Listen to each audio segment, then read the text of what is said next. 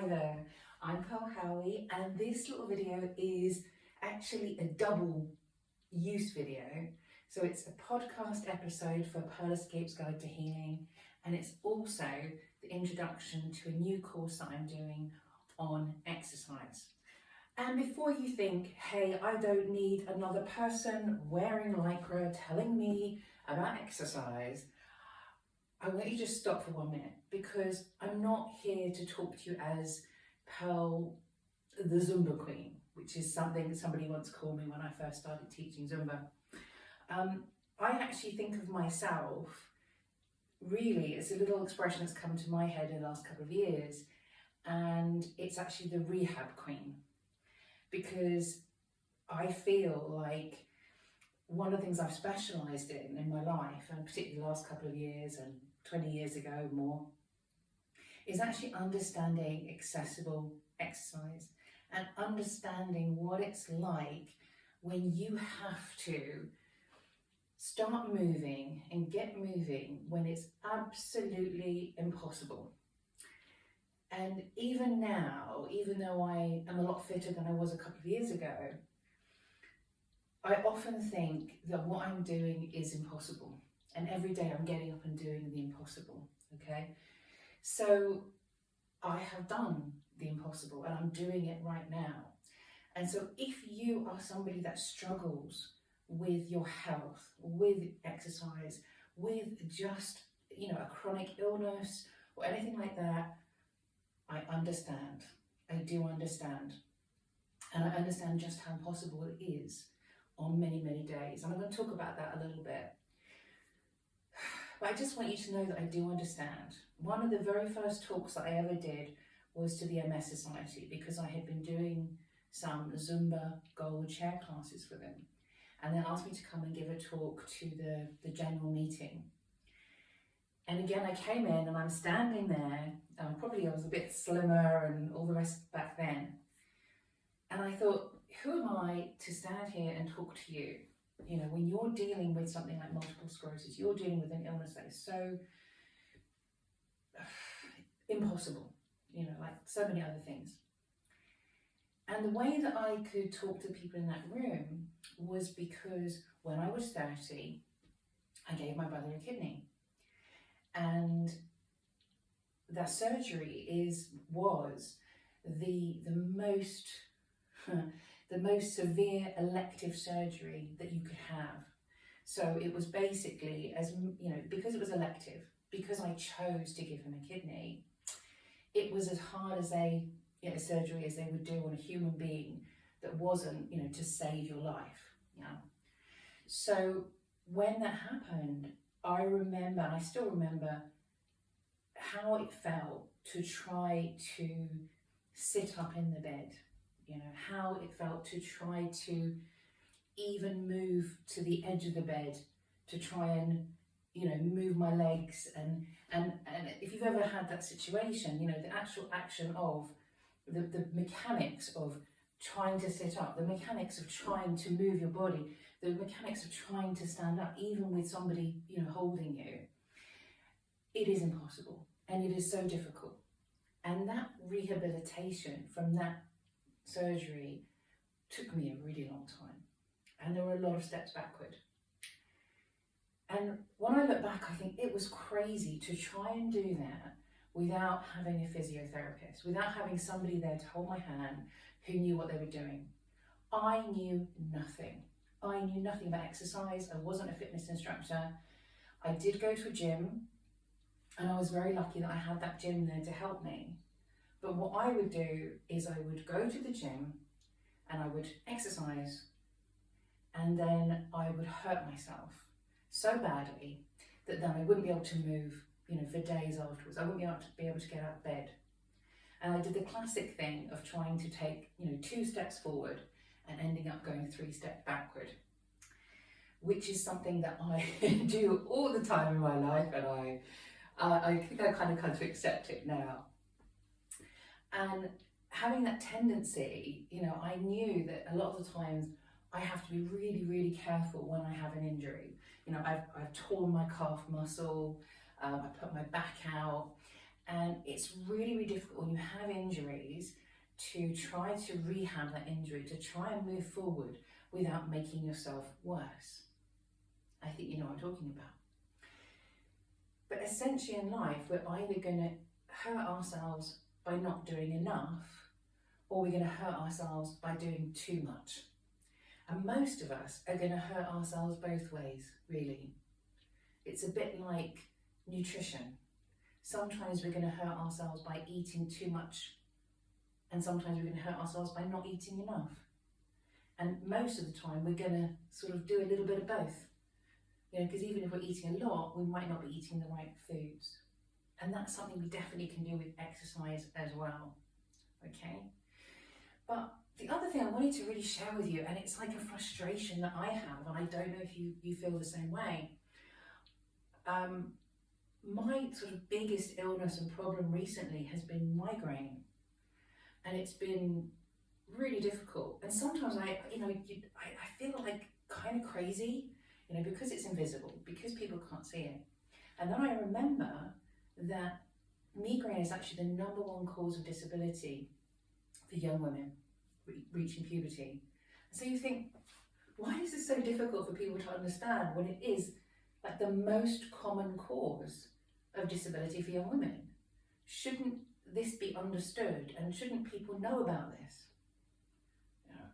But it's not just migraine, it's so many other things that we're all dealing with, whether it's chronic pain, whether it's diabetes, whether it is depression, you know, all these kind of things. It's actually really, really common, but we are not really having good treatment plans for a lot of these things. And the treatment plan that I had with migraine was by and large what the doctors were telling me to do, which was, when you have a migraine attack, to lie down, take some medication and rest and try and go to sleep. And that's actually a lot of what doctors will tell us to do for a lot of conditions. So back when I, after the surgery, after the kidney surgery, I really injured my back one time. So one time, it's quite, once you've hurt your back once, it's always there underlying, you know. And I went to see the GP, and all he could do was give me really strong painkillers and say, rest. You know, take the painkillers, lie down and rest. And of course that just kept making my back worse and worse and worse. And it was only when I saw a physiotherapist that she said, oh no, no.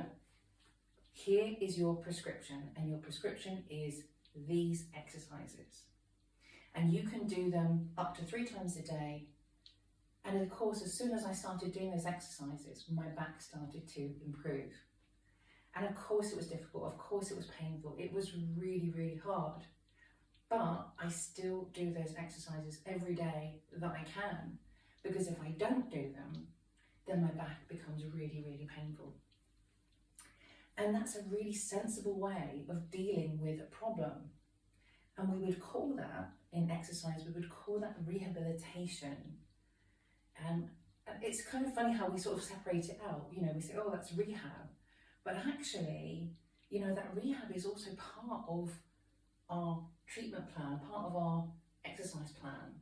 Because for most of us, you know, those underlying conditions, those problems, you know, they're not really going anywhere. So it's really important that when we look at exercise, we look at making sure we're doing the right type, we're doing enough, we're doing it in the right way, but also just that we're doing it at all, instead of listening to medical experts who are telling us just to go and take some pills and lie down and have a rest. Because even if that's really good for, like, you know, if I had a migraine once a year, that would be great. That would be no problem at all. But once that problem becomes bigger and more frequent, lying down, taking a tablet, you know, yes, some days it's still all I can do.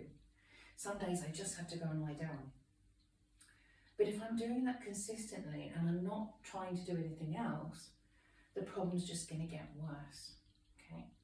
So what I want to do in this course and in this is look at some of the reasons, some of the problems that we have that are very, very common, that if we don't look after ourselves, are just going to get worse, okay? But also why those problems make it so hard for us to exercise in the first place, okay? Because the other thing is, and this is what drives me crazy as well, a lot of the time when you see anything about exercise, it's all kind of like, la la la la la, and oh, you just have to work harder, and oh, you know, and there's a kind of thing, and it's also the kind of thing around chronic illness, which is, it's kind of your fault, right? It's like you're lazy, or you know, you're just not trying hard enough. And it's really, really frustrating, because once you actually start looking into the science of things, we can start to see the vicious circles that are there, the vicious cycles that are there, and we can start to break free of them, okay? But if somebody's standing outside of that and they don't know how it feels, you know, if they don't know how it feels to struggle to sit up in bed, to struggle to get out of bed. I mean, when I have a really bad migraine, I mean, just lying there is a challenge. And just lying there, and what I always find is if you lie there and you find a space where you're not in too much pain, the rule is don't move, don't move, don't move. You've got really bad back pain, you find a space where you're like, oh, it doesn't hurt so bad. Oh, don't move, don't move, don't move. Because as soon as you start moving, you can trigger that pain. And it is bad, really, really bad pain. And I think sometimes when you hear, you know, these exercise things like, oh, no pain, no gain, or, you know, this kind of stuff, you sort of think, you don't really know pain. You know, if you're saying things like that, maybe you haven't got such a familiar relationship with pain as I do. Okay, so sometimes it's, yes, there's a level of pain when I exercise. Yes, there's nothing compares to that migraine pain when it's really high. And what I hear from a lot of people when I sort of look at, you know, the challenge of trying to exercise when you've got migraine or a chronic health condition, is that often exercise can be triggering, okay? So people will say, oh, exercise can trigger a migraine. And it's true and it's not true, okay? And the reason is that exercise triggers certain things which can then trigger migraine and other illnesses, and other problems. So for example, things like dehydration, things like low blood sugar, muscle stiffness and soreness, yes, you know, exercise can do that. And all of those things, if you look at it, you think, well, yes, there's a real danger as we go forward that we might make things worse. But it's exactly the same as when I was working on my back. And I went to the physio and I'm like, this is bad, this is really bad. And she was like, yes, but we've got to try and get it better. We've got to try and improve it. Because if we don't, it is going to get worse. And you're not going to fix it by just resting. And it's horrible when you hear that, because you're like, that's all I had left was just, you know, lie down, rest and take a tablet. That was all I had left. But what we want to do with exercise, and what I hope to give in my book and in the videos and everything like that, is to give you back more. Because I have managed to give myself back more. So a couple of years ago, I was still managing to teach Zumba Gold online on a Monday morning. But what would happen is I would teach that class, and then invariably I would have a migraine later on in the day. It would come on later in the day. So I would just do that once a week, you know, I would just limp through that. And I was really limping through the rest of my life as well. And I was also doing this thing, I don't know if you've heard this thing, but I was going for a walk for an hour every day. You know, I was doing all the steps, the 20,000, however many steps it was. But none of it was really affecting the migraines. They were just getting worse and worse and worse. And I had a really bad health scare, ended up in A&E, had a diabetic scare. And that was when I decided, you know what, I'm going to throw myself at it. I'm going to get up in the morning and I'm going to do Zumba. Even if it triggers a migraine, even if it makes me worse, because I want to take care of my heart. I want to take care of my spine. I do not want to be diabetic. And so I set out with a commitment to do that, to help myself. And what happened was, within about a week, it had an impact on the migraines. And within about a week, I started feeling better. And when I say I started feeling better, before that, my migraines would often be about a week. And what would happen, they had a pattern, and I would get ill, and I would have to spend about 3 days in bed, where I was so sick that I couldn't keep down food, and I would struggle. And I wanted to share this with you. I've got this here. So I'd be struggling to drink, like, I don't know if you can see that amount of water. And that would be like, if I could have drunk that in a day, I would have been really proud of myself for 3 days. And then I would have to spend another sort of 3 or 4 days just trying to get back to, you know, being able to do the little things, you know, eating a bit of toast, having a shower. And I think the thing is, if you have ever had a really bad illness or chronic illness, you'll probably understand what I'm talking about. It's a horrible feeling when you're just trying so hard to get back to, you know, being able to walk down the stairs or being able to put the washing out.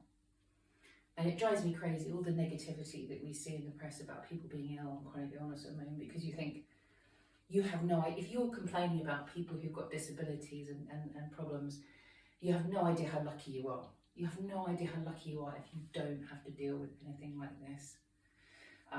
Because it's your whole life, it's your whole life. And it still affects me. It's still, you know, all day I'm thinking about migraine and trying to avoid it and, you know, having to deal with it. But I'm not lying in bed for 3 days straight, which is what it was. And the first time after I said, right, I'm really going to go for it, I'm really going to do all this exercise, the first time I had a big migraine hit, and I was in bed for a day, really sick. And then the next day I got up and I was like, wow, that only lasted 1 day instead of 3. And I was like, wow, that's amazing. That's amazing. If I can get that 3-day illness part of every migraine I have to 1 day, that's huge. That's a huge improvement. And that's, you know, that is something I want to share with other people who suffer from migraine, other people who suffer from chronic health problems. Because sometimes when we start taking action and doing the exercise, the recovery is amazing. You know, it's not everything, it's not huge, but to go from 3 days to 1 day of being incapacitated completely, not being able to drink water, it's amazing. And my kidneys thank me, because back then, because I have blood tests each year to check my kidney function was also going down, because I was so dehydrated so much of the time. So, you know, now my kidney function is way back up here. And you think, wow, you know, that is amazing. That is really amazing. And the result of doing the exercise and being able to stay hydrated, it is just huge. It's just a huge thing. Being able to eat normally most of the time is huge. But anyway, what I wanted to talk about in the other sections of this, obviously this is just one thing, this is just the introduction. I wanted you to understand where I'm coming from. But there's a couple of things, a couple of reasons why exercise is so important and why we can start to see recovery so quickly once we start to exercise. And one of those things is our insulin management, yeah? Being diabetic or going towards type 2 diabetes. There's a lot of early symptoms. About 80% of people who are pre-diabetic do not know that they are pre-diabetic. And when I looked into the research, the very, very best way of not getting diabetic is exercise, regular exercise, and also the type of exercise, which scientific studies say is probably high intensity interval training. And we're going to talk about that more in another part of this. Another thing is, and this is really crucial with migraine as well, is our neurotransmitters, our serotonin, our dopamine, our oxytocin, and our endorphins. Now, all of those, the body helps to manage all of those.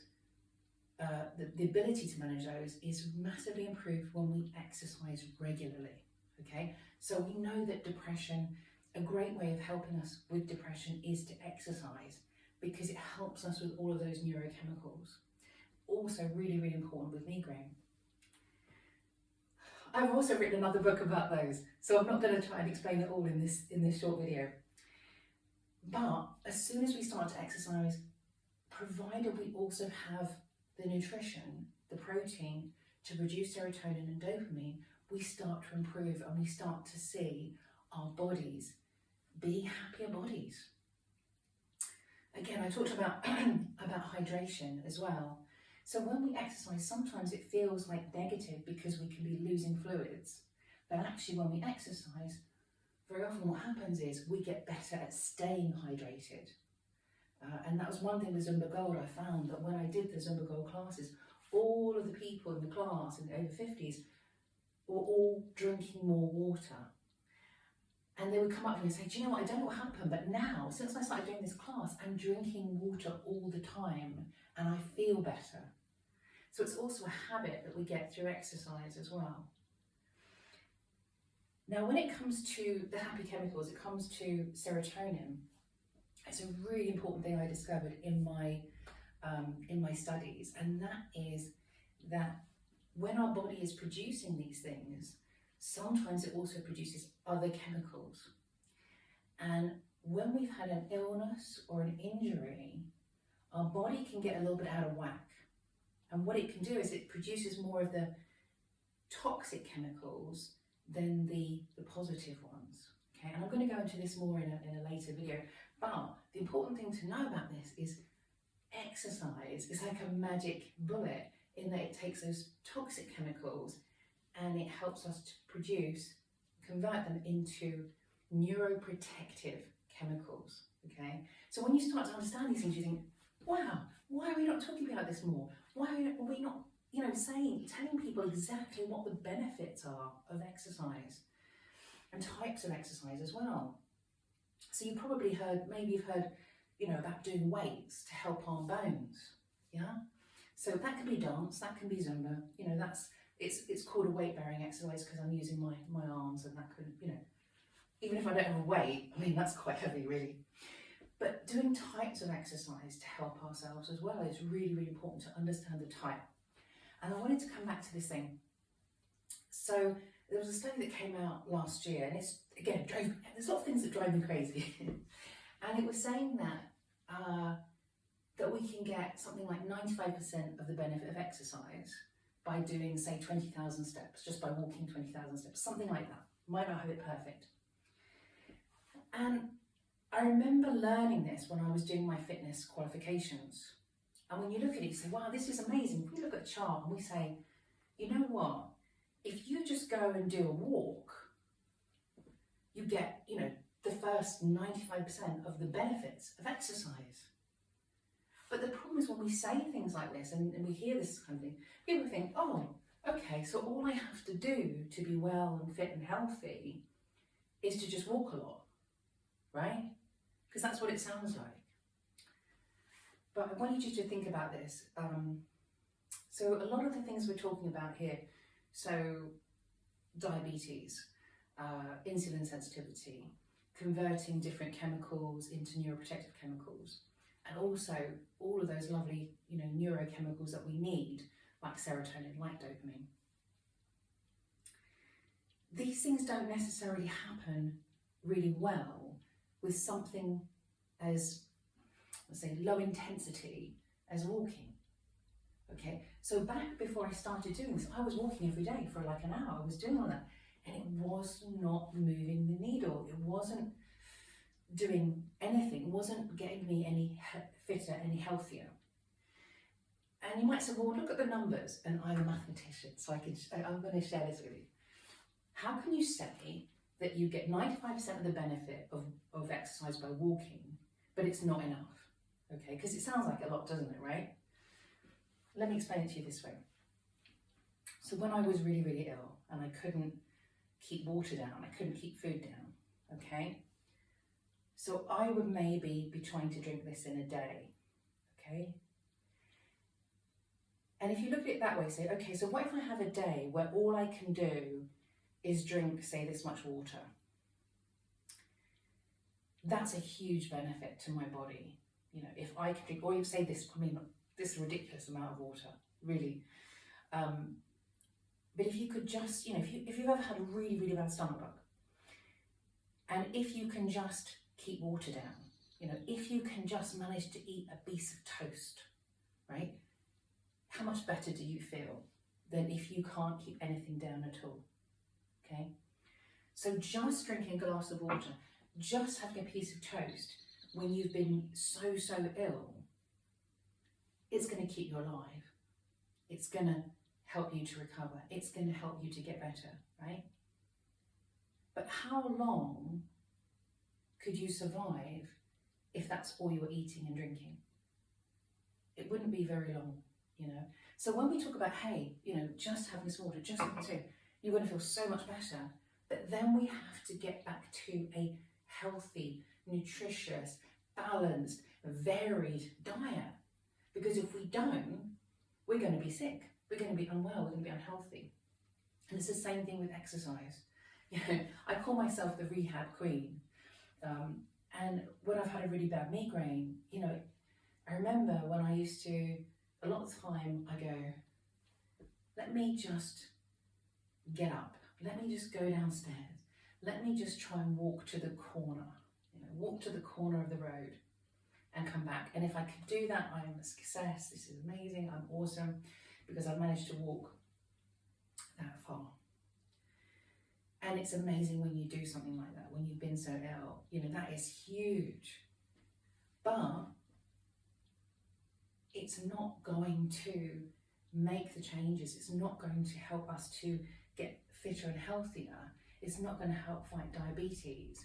It's not going to really help boost all those positive, powerful chemicals if I just walk to the end of the road. And I know it's hard. I know it's impossible. Lately, my legs seem to keep going to jelly after I have a migraine. So the migraine stops and I think, oh, I'll go for a walk. And I go outside and I walk out the door and suddenly my legs are like that and I'm like walking along. And I have to remember that is part of migraine, that is part of the post-stroke. You know, I'm still going to be affected. I'm still going to have bad days. I'm still going to sometimes feel so nauseous that I can't, you know, I can't deal with anything. Sometimes I'm going to go for a swim because sometimes swimming helps me, and I'm going to get in the pool and all I can do is cry. All I can do is cry because I feel so awful and swimming isn't helping me at all. But sometimes I'm going to get in the pool, I'm going to start swimming and the endorphins are going to kick in and I'm going to get this amazing pain relief. It's really, really going to help with the pain of migraine. If I go back to when I was really ill, before I started to sort of try and rehab my body, and with migraine particularly, I was getting extremely dizzy and nauseous all the time.